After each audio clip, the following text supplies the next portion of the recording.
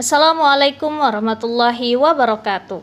Sobat juara yang dirahmati Allah Ta'ala, sudah berapa kali kita mengikuti perjuangan bersama Ramadan? Hari-hari Ramadan sudah kita jalani bersama, dan kini memasuki episode pertengahan. Semoga di hari ke-16 ini semangat kita terus melesat. Usia kita semakin memberikan keberkahan dan manfaat. Manfaat untuk diri serta orang lain. Dan semoga kesolehan kita terus terupgrade setiap hari. Amin ya mujibas sa'ilin. Sobat juara yang dirahmati Allah Ta'ala, setiap kita pasti pernah mengalami sebuah masa penuh air mata. Dada terasa sesak, bahkan semburat matahari seperti enggan bercahaya di pelupuk mata. Kita merasa hidup kita tak berguna, doa kita terasa tak dikabulkannya, dan bahkan ingin mati saja. Yuk simak hadis qudsi ini. Dari Abu Hurairah radhiyallahu an, ia berkata bahwa Nabi SAW bersabda, Allah Ta'ala berfirman, Aku sesuai persangkaan hambaku, aku bersamanya ketika ia mengingatku. Jika ia mengingatku saat bersendirian, aku akan mengingatnya dalam diriku. Jika ia mengingatku di suatu kumpulan, aku akan mengingatnya di kumpulan yang lebih daripada itu. Kumpulan malaikat. Muttafaqun alaih, hadis riwayat Bukhari nomor 6970 dan Muslim nomor 2675.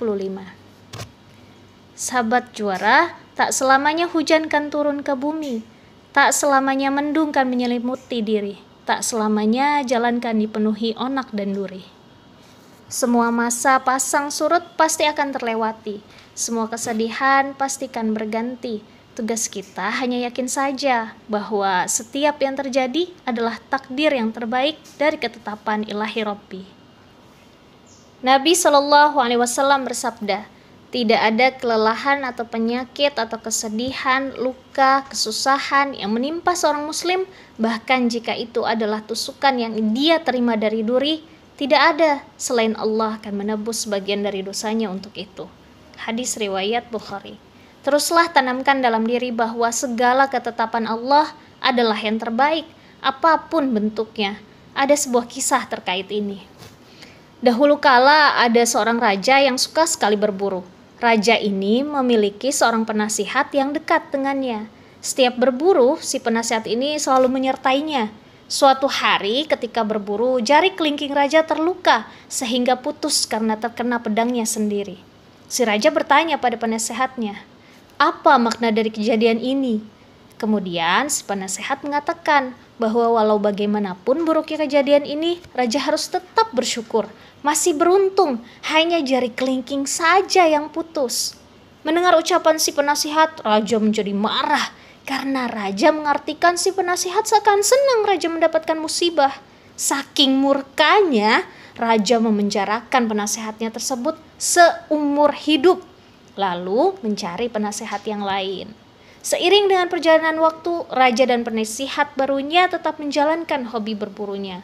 Pada suatu hari karena keasyikan berburu, raja dan penasihat ini terpisah dari pasukan pengawal. Raja tersesat sampai ke tengah hutan belantara yang belum pernah dia lalui sebelumnya. Tiba-tiba, raja dan penasihat ini dikepung oleh sekelompok orang yang merupakan suku primitif pemangsa manusia. Ketika akan memangsa raja dan penasehatnya, mereka memeriksa seluruh tubuhnya karena mereka hanya memangsa manusia yang lengkap anggota tubuhnya. Ketika mendapati si raja yang jari kelingkingnya tidak ada, akhirnya mereka melepaskannya. Namun mereka tetap menjadikan penasihat raja sebagai mangsa karena seluruh tubuhnya utuh tanpa ada cacat. Setelah dilepaskan, raja berusaha mencari jalan keluar dari hutan. Akhirnya dia berhasil dan kembali ke istananya. Sesampai di istana, si raja merenungkan kejadian ini. Disinilah dia teringat akan nasihat penasihatnya terdahulu yang mengatakan apapun kejadiannya patut disyukuri. Dia merasa menyesal telah memenjarakan penasehatnya karena tidak mampu melihat apa makna dari rasa syukur yang disampaikan penasehatnya. Akhirnya raja langsung memerintahkan pengawal untuk membebaskan penasehat sebelumnya. Penasehatku, Aku berterima kasih kepadamu. Nasihatmu tentang semoga ada hikmahnya ternyata benar. Apapun yang terjadi patut kita syukuri. Karena jari kelingkingku yang terpotong waktu itu, hari ini aku bisa pulang dengan selamat. Setelah mendengar kisah panjang lebar dari sang raja, penasehat langsung bersimpuh. Terima kasih Baginda, saya juga bersyukur pada Allah karena Baginda telah memenjarakan saya waktu itu. Karena jika tidak, mungkin sekarang ini saya Allah yang menjadi korban dan dipersembahkan sebagai persembahan bagi suku pedalaman tersebut. Pandangan kita terhadap nasihat si penasehat mungkin sama dengan pandangan raja padanya. Menganggap bahwa keadaan kita yang sedang terpuruk adalah tanda ketidakadilan yang Allah berikan pada kita. Padahal, ternyata dalam setiap hal yang terjadi pada kita adalah takdir terbaik darinya. Walau mungkin kita belum mengetahui kenapa sebuah hal terjadi pada diri.